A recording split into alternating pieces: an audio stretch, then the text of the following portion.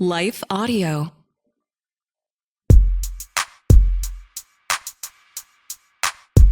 Today on Talk About That, John looks bad in volleyball shorts and talks to a coconut. Meanwhile, I ponder the origin of the redshirt freshman in football and why the Beatles' biggest hit was almost a song about breakfast. Plus a conversation about the subtle difference between a wise person and a fool. Today's episode is not sponsored by oatmeal. Tastes 45% better than it looks. But first, a word from our actual sponsor.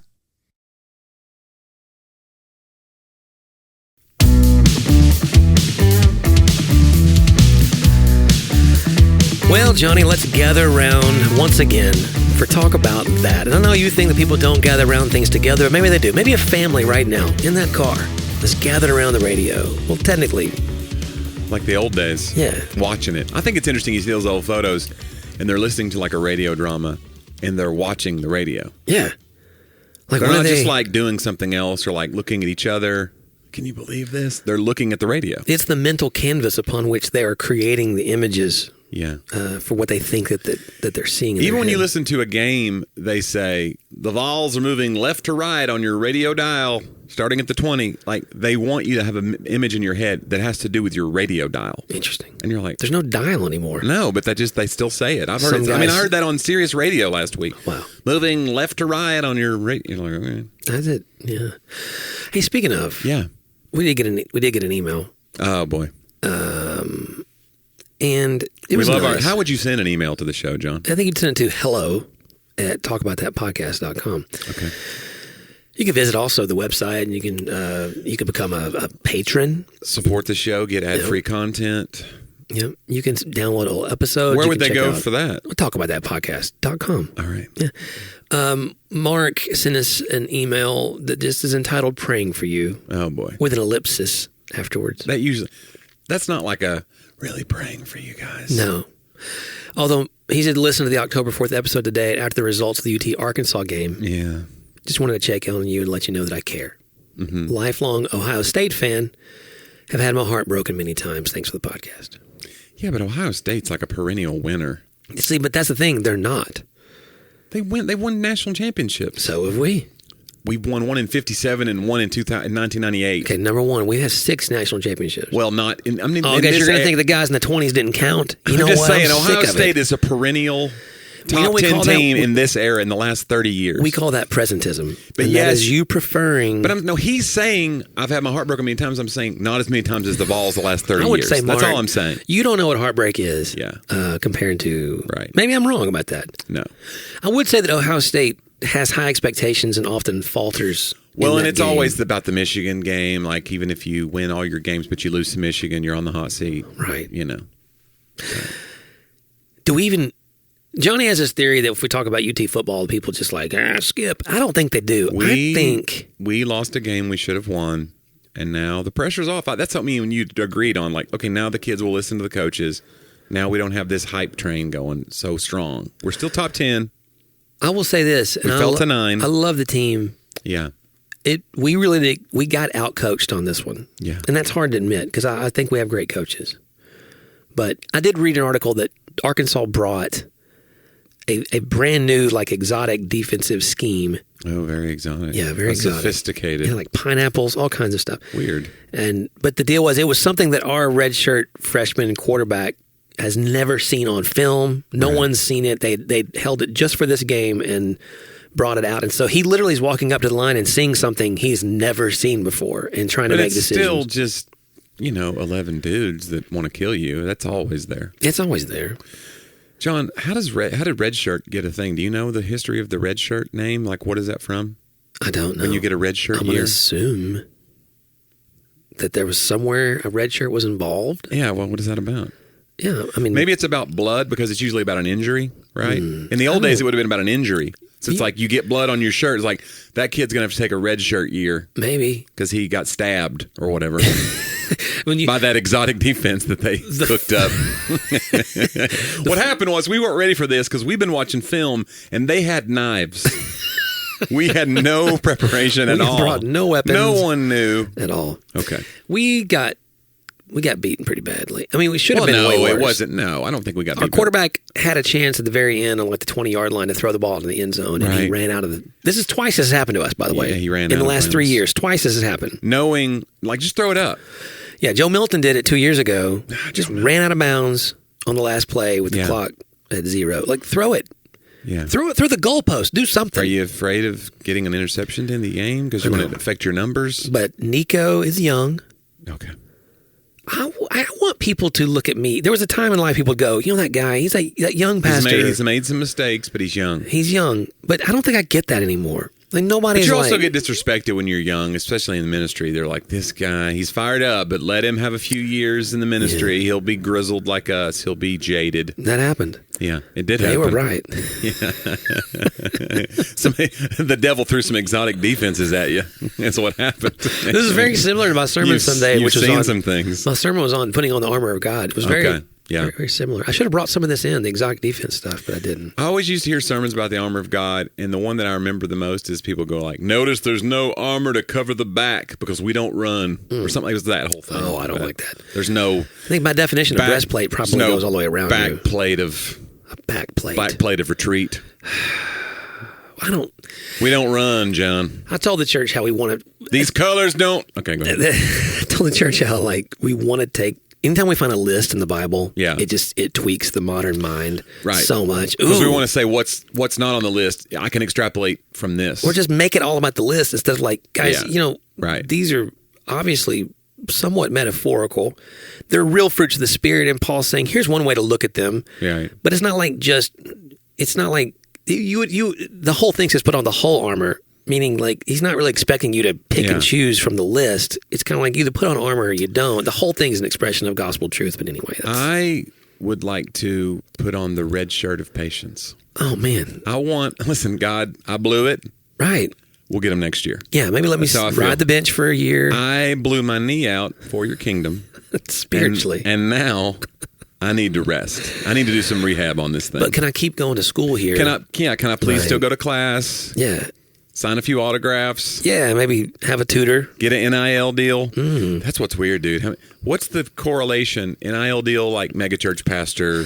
Some of y'all... We need to make a video. Some of y'all been getting away from the name and image and likeness of our God. You know what I'm saying? It feels like there is going to be... Because I know there are headhunters for church jobs. We know some people. By the way, Kiko, our new associate. Yeah. Because I told this joke a few weeks ago. Pulled me aside. While we're sitting in the front row about to go up there, he said, hey, I just want you to know, I heard there are going to be some preaching scouts here today. That's great. I don't want you to be nervous. We used to say that to each other before shows. We'd be like, guys, there are some Christian music worship scouts. Sorry, go ahead. But yeah, it's interesting. We joke about it, but I bet you there is a ministry transfer portal. Something's going on. No, there is, because I've had to, when finding positions, I post to several, churchstaffing.com. Well, and churches use LinkedIn and other regular business sites, whatever. But I'm saying, there's a whole other thing. Oh, yeah. There's a whole back channel that happens. There actually is. There's major, I wouldn't call that, they're not called headhunters. What would you call them in the Christian world? Heart hunters? Oh, come on now. Looking for that. Soul hunters. Come on now. But there are, and it's expensive. Yeah. You pay them and they take over the whole search, and they do it's very specific to your culture. You didn't do any of that? You just searched yourself? No, man, I just because you filled some spots lately. How easy was it to replace me, be honest with me right now? When you left? Yeah. Well, I mean, Johnny, someone might say we still haven't replaced you. Thank you. You know? I think replacing me when I cleaned the building was pretty easy. You're like, who else is going to smudge these windows? How could we find anyone? Yeah, I will say when I took over, they need to be a person. They need to breathe. They need. Yeah. I will say taking over for you after college was hard. I don't think it was good. Oh yeah. Yeah, I think because you had yours was called the living room, which I loved. Yeah, and it was very much group based, and when we finally left youth ministry, we had a ton of kids, and so I wanted to keep that, but they were that was the time that the porch and all that was happening, which is still happening in Dallas, and different sort of these bigger ones. So I think I had this vision like we're going to do the groups, and then also we're going to have like a service kind of thing. And so like our first night we called it Pneuma. Right. Very easy. Yeah. Greek. And little Greek names. I think we had like 65 that first night and all, and we did it for about 2 years, and it was great. But looking back, I think that what you did probably was better. Like just let's be, be with people. It's not a ranking. But I mean, if it was, I don't know. Mine didn't have a Greek name though, so that's a bummer. Oh, I always say that young adults ministry is where youth pastors go to die. Yeah. Because it's a whole different animal. You can assume, but it's a transient population. They're always going to be getting a new job, moving away to school, or just changing because they're changing, right? Getting married. It's hard. And I want them to stop doing that so that our group can grow. Like, understand. We need arrested development in some of these people where they don't grow. They just stay with us. Stay stagnated. Yeah. So they can be in the... It really helps elevate the numbers. So, you know what else helps elevate the numbers, John? I did pitch you that one. Advertising. And let's take a moment and hear from a few of our fine sponsors.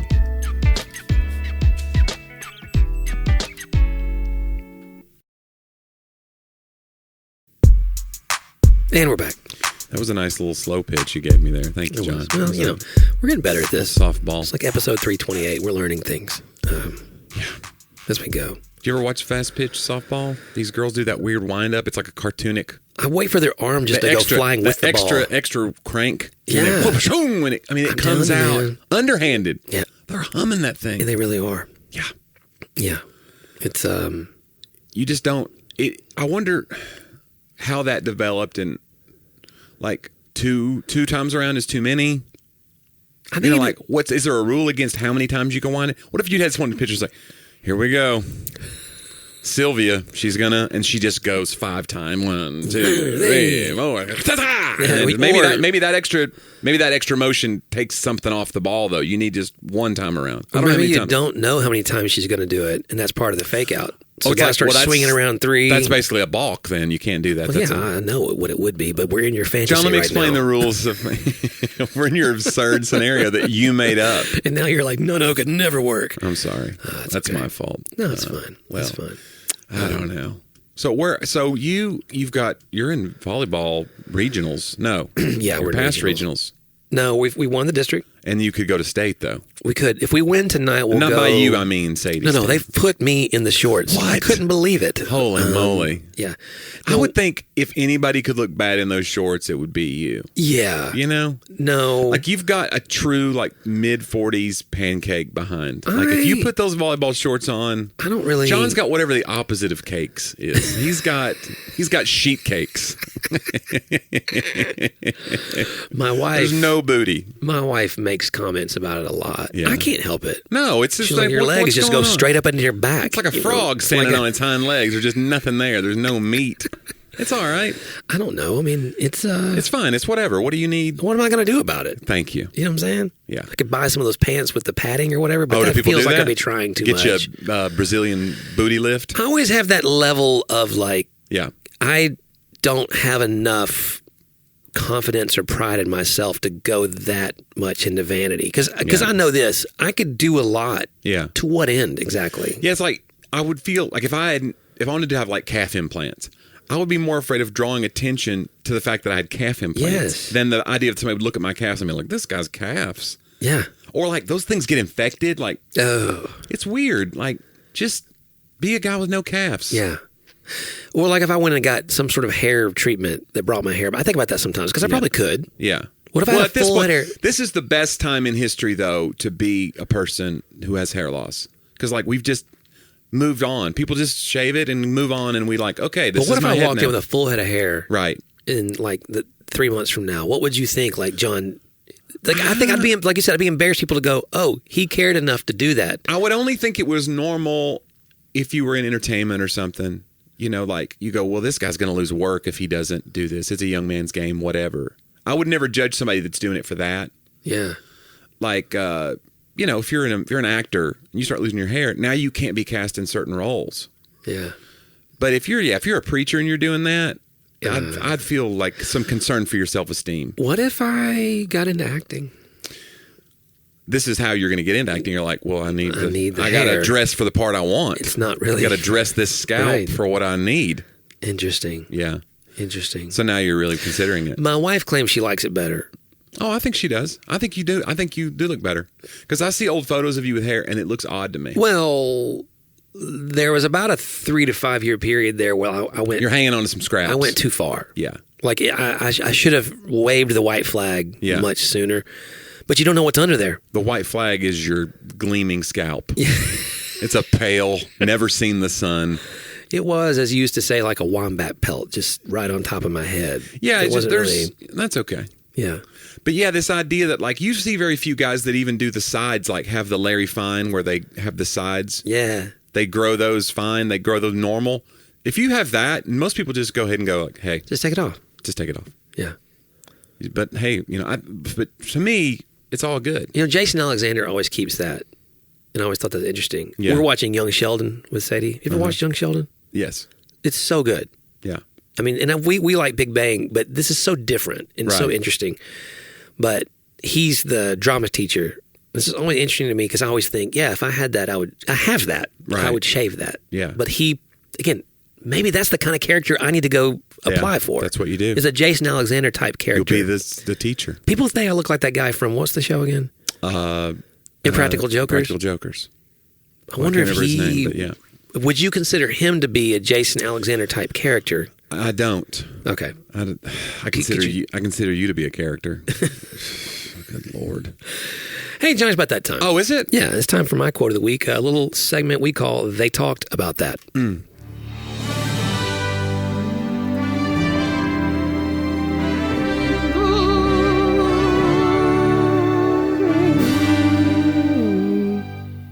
don't know what that was. You went. I went to your harmony note. Yeah. Instead of going to my own harmony notes. It's been a while since we sang together. We're losing it. Yeah, maybe it shows. Reunion tour. Bro. Or how about reunion show? Just one. First going to be a tour. Like a GoFundMe or something. I kind of feel like you're stepping on my toes a little bit. Okay. Because this is now 2 weeks in a row I'm using something you gave me. Oh, did I? And well, I just sent it to you maybe thinking like, hey, this is nice. Like, I do the it's inspirational not like I wrote stuff the around quote, here. but I'm saying I found it. It's like, this seems interesting. For all I know, you wrote it. I didn't go back and verify. It was Play-Doh. Yeah, but... I mean, I wrote it in Play-Doh. No, Play-Doh. Play-Doh. I mean, I wonder if a rival philosopher named Play-Doh, and he's just like this weird, doughy person. It reminded me of... when you said Play-Doh, it reminded me of... He's the kid's version of Play-Doh. Nate Bargatze on Saturday Night Live. Yeah. When he was playing Washington again. Yeah. And he said that we'll have words, we just have 2 spellings. Yeah. And like what? Donut. Yeah. He was so slow. The delivery was so good. Play-Doh. Yeah, actually, it's so funny when they did that sketch. I just wanted to say our buddy Nate Bargatze did Saturday Night Live for the second time in under a year, which is wild. Yeah. For somebody who has like no movie credits, he's doing this based on his stand-up. Yeah. It's wild. It's got great hair. Yeah, it's great. So, come on. That's the job you want. Yeah. And so, but when it was leading up to it, I even said to some friends, I wonder if they're going to go back to that Washington sketch. Because it was so huge. And I was like, this is so risky, and it's probably a mistake. And so they opened with it, and I was like, here we go. And it was so good. Yeah. It was so funny. In fact, he looked more comfortable. He did. This time around. And because he didn't flub in the first one, but he had a couple of little things that I noticed as a comic that was like he wasn't comfortable there. Yeah. This one, it felt so seamless. The jokes were great. Yeah. They threaded the needle. Yeah. Which is crazy. That they, first of all, they're going to try it at Saturday Night Live. They want to establish a character. Now they'll probably have him back a third time and do it again, and they'll find some other way to do it. But the idea that they would do it, and it was probably the best sketch of the night, really surprised me. So good on you, Nate. Yeah. Well done, guys. Yeah.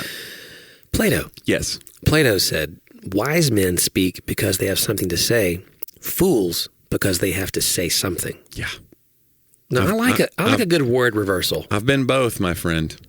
Some would say this show is an example of both. Having something to say. Right. It could be talk about that, or it could be that we talked about.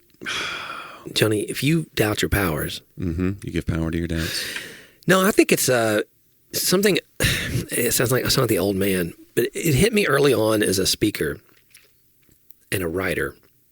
that there were times I just really wanted to be a writer and a speaker. And I focused, I think, more on that. It's like when you're young, you get invited to speak at a youth group or whatever, and you're so like excited about the act of it. And then as I got older, I began to realize, I'm not sure I had a whole lot to say. Like I was saying things, but I've come to realize the most important thing about being a speaker or a writer is actually having something to say. Yeah, it's almost like you think, well, and I think this is part of our culture too, is that like we just think, I'll just stay in motion, and when I get there, I'll figure that part out. Yeah. Like when I started doing comedy, there were people around me who were like, you got to get a website. You got to get a business card. You got to get an agent. Mm-hmm. I didn't have like 20 minutes of jokes yet. And I started focusing on those things. I told Jeffrey, I was like, we got to do a photo shoot. You know what I mean? Right, like I want to make sure the domain name is available. And then there's still these people around. They're around. Any medium has it, but especially in entertainment, you see people trying to figure out marketing before they have something to market. And what you're doing in that case is you're tricking people into hiring you when you don't have anything. You're going, but if I could put together a 5-minute sizzle reel, I could get this job. Yeah, but the job is for an hour of comedy. Yeah. So you're being deceptive. Yeah. And I get that marketing is a part of the job, but it's like, I think the most important thing is to like have an act and then let all those other things come to you. And I've not been perfect at that, but I think I've done okay as far as like, it's very important to me that the integrity of the show comes first. And then all that other stuff is like the weird byproduct of it. Yeah, like, I have to have a website. I have to have a phone number that people can call and book me.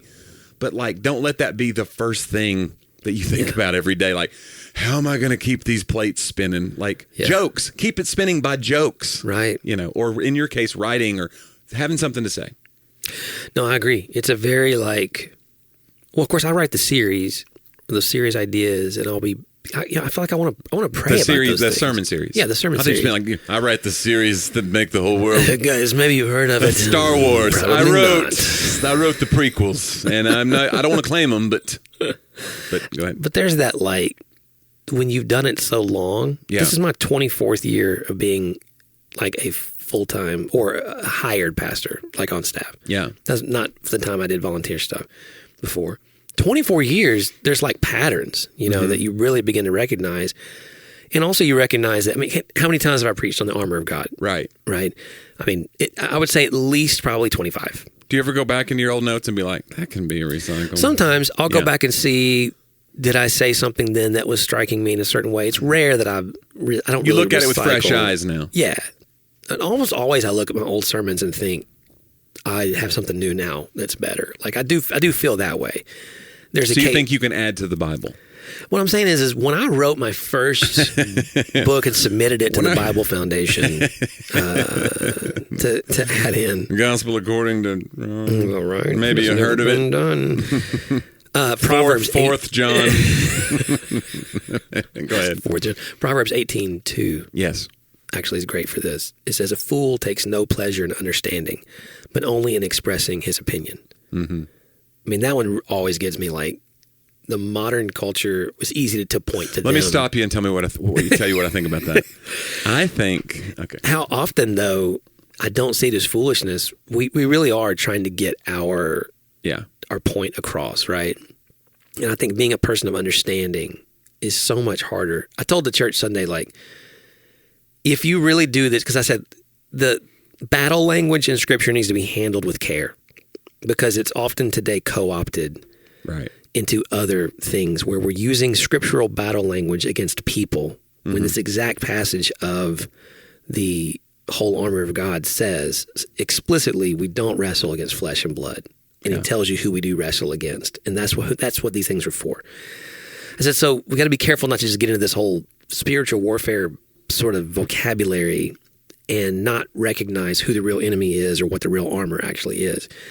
And I think in that I said, if we're actually applying these things, the interesting part is we'll look a lot more like just a very humble person than we will someone who you think of as a strong warrior. Right.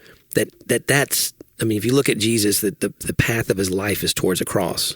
Well, yeah, I mean, it's already happened where somebody said, there was an article they did where they were giving quotes to some pastors who were like decrying wokeism or whatever the heck, the new culture war thing. Right. And they were just reading these quotes, and then these pastors were like, yeah, that's ridiculous. They were like, these are quotes from Jesus.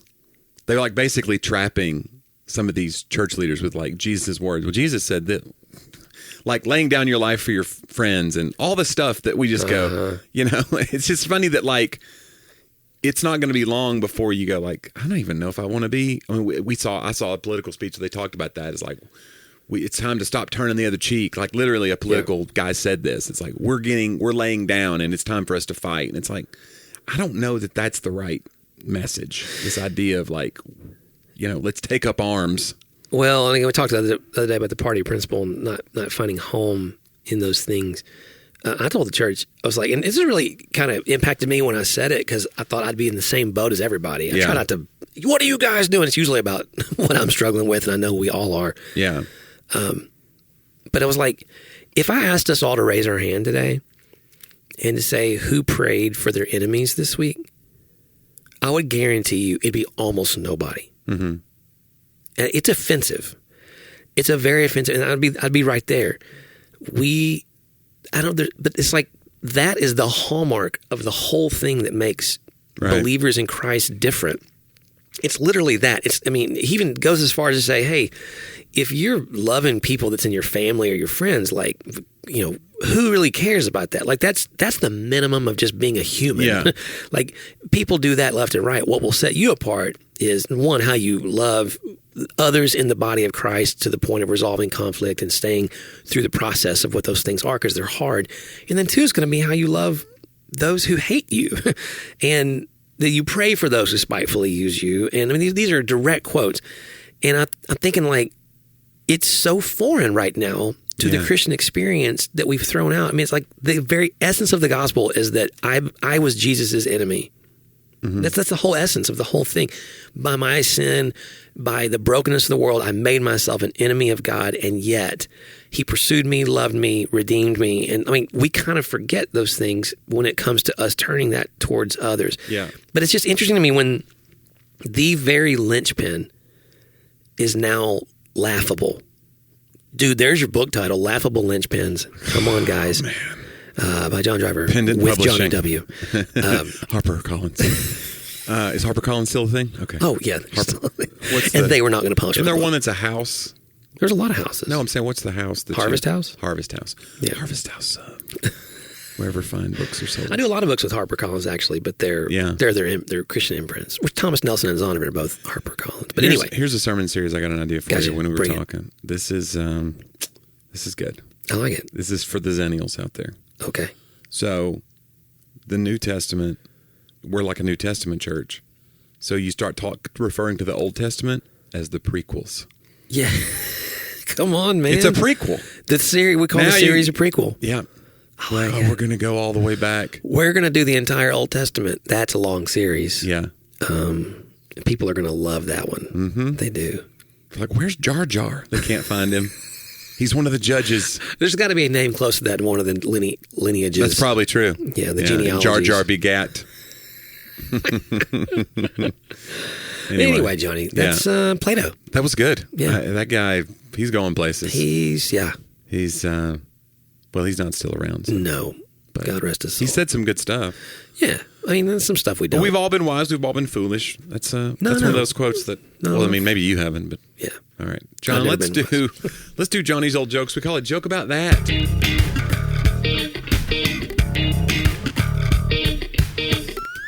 I got two this week, but one I can totally pivot from this first one because I was reading it back and I was like, this is interesting. Because I thought, I'm going to do a blonde joke. I think blondes have a whole thing of like, we couldn't make it about, because first of all, these jokes were like, it had to be a stupid person. We'd make it about a certain, nationality or whatever. That was a big thing in the 70s and 80s when I was a kid or whatever. You're like, this is weird. What are we doing? Yeah. So then it became dumb blondes.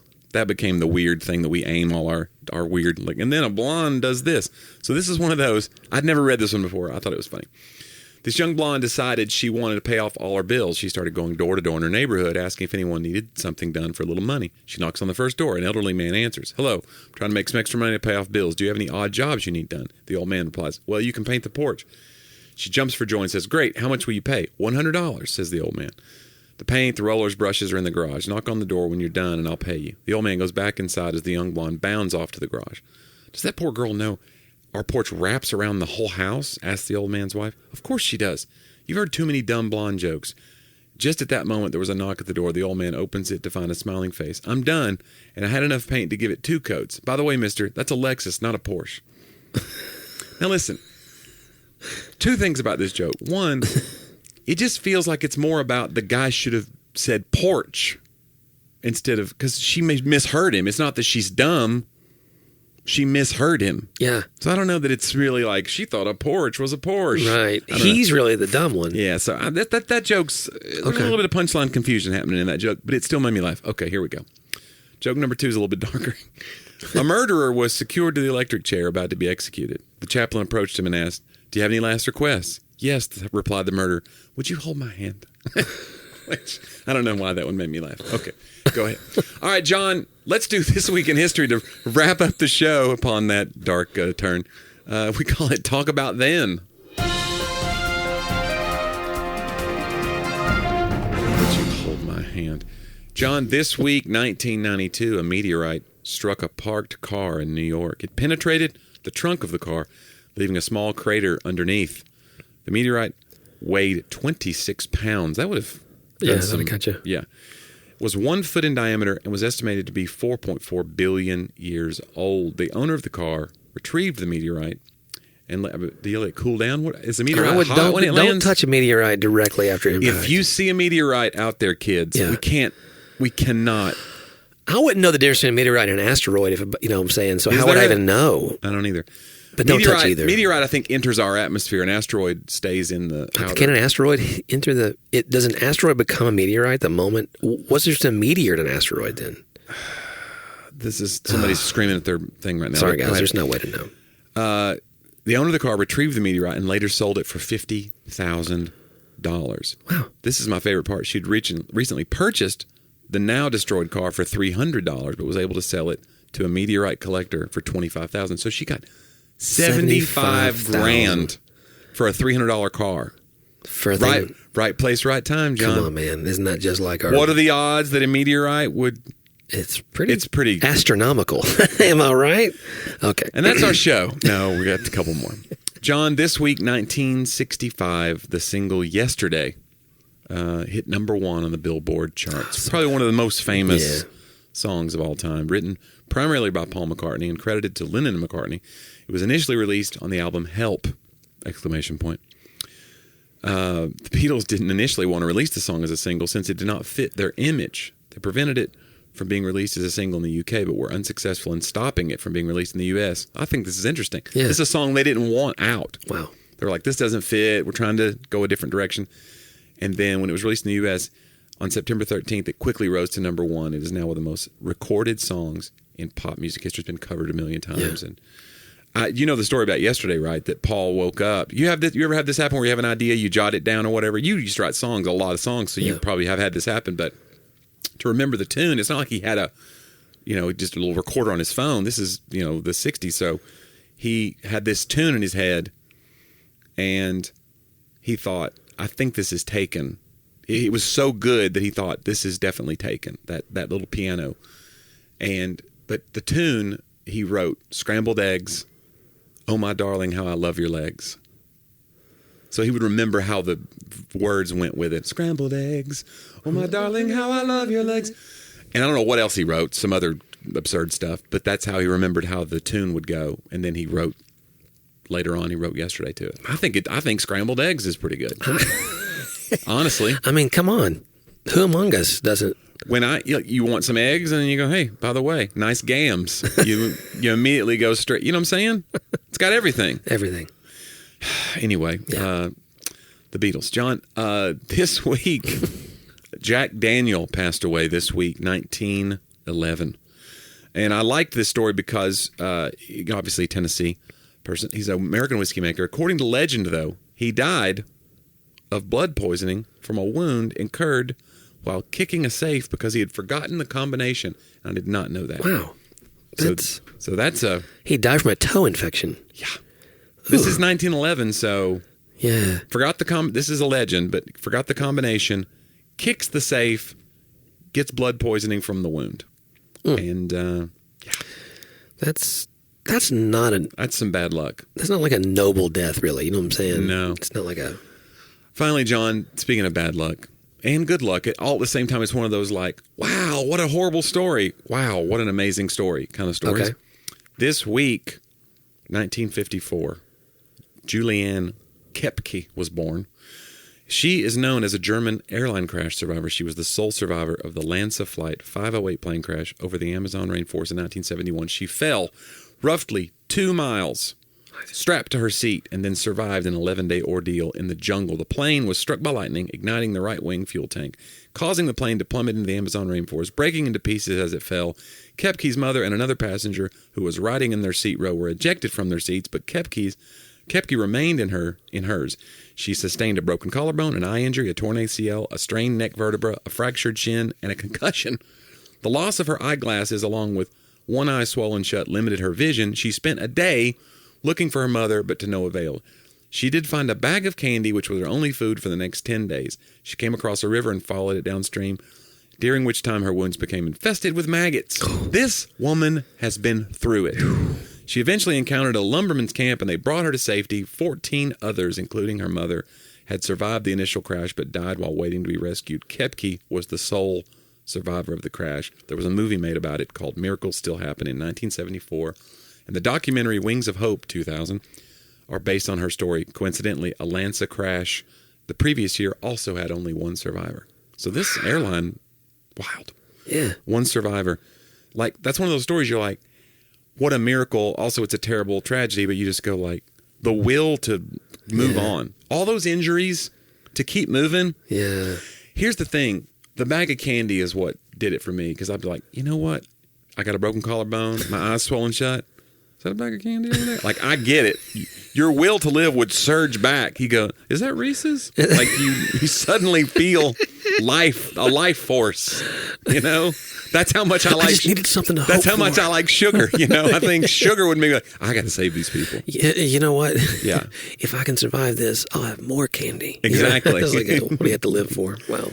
Yeah, but anyway, that's wild. So Julianne Kepke, I need to read more about that story. I need to watch that movie, I guess, although it's probably terrible. It's 1974, so it's probably like a terrible, no CGI, all the effects. What's are your favorite practical. 70s movie? That's a great question. Is it gonna be Godfather? Well, it would have to be Star Wars, I guess, because that's 78, Yeah. right? That's probably the best, you know. Yeah. But I mean, I like old movies. I'm just trying to think of what holds up. Jaws was 70s, right? Or was that 80s? Early. Late 70s? Is in the same... I don't know. Godfather, I feel there are people who love The Godfather like it's just unbelievable. I just think I watched it too late in life, and I was so ready to love it, and I just thought it was a little bit. I'm more of a Goodfellas guy. I think Goodfellas is probably the best mafia movie, and I'm not a huge mafia movie guy, but I think Goodfellas is a little bit better storytelling wise. Yeah, but again, I'm not going to fight anybody about it. No. These are arguable things. Yeah. They're subjective. I don't know. Yeah. Anyway, John, do you think you would be the lone survivor? Or do you think you're the guy to be like, well, this is it? Would you just lay there in the Amazon? No, I don't just lay there. Yeah. I think I'd be a try. Yeah. But I don't want to go to the Amazon. There's a lot of things that could kill you in the Amazon. And she made it. I mean, that's wild that she could barely see, no eyeglasses, swollen shut eye, just... I don't know, man. And she found a lumberman's camp. Yeah. Interesting. No, I mean, I don't know. I think about those scenarios a lot, actually. Like, usually it's an island. I think about that. Yeah. Not a lot of lumberman's camps. No. In islands. No. On islands. But I think I would have a Wilson for sure. You would be one of those guys you talk. Yeah, because you can't shut up. No. We've already been over that in the quote of the day. Got to have conversation. Some people have to say something, even if it's to a coconut that they've drawn a face on. What do you think, Bob? Just name him Bob. Oh, man. While eating from that coconut. Like, this is weird. It's a weird relationship with this coconut. Sheesh. Oh, man. And some of you have a weird relationship with us. So I'm trying to take all your segues away. You like that? I like it. You guys should check out Johnny's website, though. Oh, sure. Yeah, some shows coming up. A lot of live shows coming up. JonnieW.com, JonnieW.com. Doing a show at Zany's November 6th. There's still some tickets available for that. It's only 100 seaters, so that will sell out. Please get your tickets now if you want to do that. Come visit Nashville. Come see me. That's going to be a fun show. I'm doing a lot of new material, and I've got some funny friends who are popping in. Some Nashville comics who you are going to want to see. So this is my 5 minutes. It's time. It could be. I mean, there's nobody stopping you. Zany's. There's nobody. Man, that would be going straight to the big leagues, buddy. Oh man, would you be nervous? Yeah, you would be. I don't know. You think you could do it? I think if I'd rehearsed. Yeah. Wait, you can't rehearse what's going to... It's like the audience is going to throw an elite defense at you. That's true. I'd be what I'm saying? You can rehearse all you want to the mirror, but... Yeah. When you see those stone faces... I don't think anyone could be more critical of me than you are, you know what I'm saying? Wow. So if you liked it, I'd be like, well, I've already passed the big test. And that... I don't want to sit through... I don't want to sit through these rehearsals to render an opinion. I'm already bored. Yeah. You would have to help me write the 5. I would. No, you could do it. And I welcome it. I for one. Think so. You don't think you want to? Tell you what, I'll do 5. Yeah. If you collaborate on someone's introduction or something to their book. Like a foreword? Yeah. Like I'm trying to think of the equivalent here. Yeah. I want to write the afterword. Oh, that just goes, sucks. Yeah, exactly. Yeah, like, I don't know. When I get to an afterword, it's too much for me usually. You're like, we got it. The book's over. Yeah. It's called front and back matter. The back matter for me, the only thing usually I want is acknowledgments. Right. And sometimes that goes in the front matter. It's interesting that you frown on back matter and also have no behind. You know what I'm saying? You literally, your whole personality is like, frowning on back matter. I don't want back matter. I don't want it. Get it out of here. There's nothing in the armor of God about it. Exactly. And I am sick of it. Yeah, that's funny. You should also check out the website. We already told you to go to talkaboutthatpodcast.com, but we can tell you again, talkaboutthatpodcast.com. Yes, we love our patrons. Thanks so much for the support. And we're growing. It seems like we have more listeners lately, which is really fun. And some more people are finding the show. At my live shows, there are people who say they listen, which is kind of neat. Yeah. And that's always very satisfying and fun. Yeah, it's great. Thanks for being a part, y'all. Yeah, it means a lot to us. Hey, thanks for all the time you gave us today. Let's do it again next week, on Talk About That.